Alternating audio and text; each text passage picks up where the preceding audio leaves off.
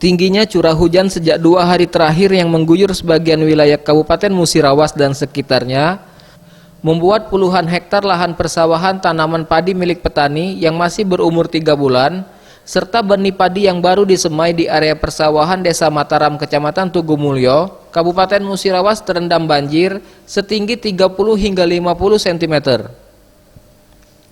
Terendamnya tanaman padi yang sudah 3 bulan ditanam petani ini membuat petani harus memanen lebih awal tanaman padi yang masih berwarna hijau dengan hasil yang dipastikan kurang maksimal.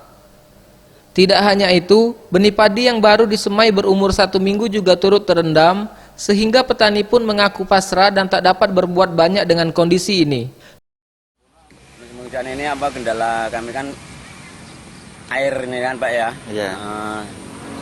Jadi panennya langsung baik. Supaya tidak ada kerugian. Kecilnya lah hujan ini.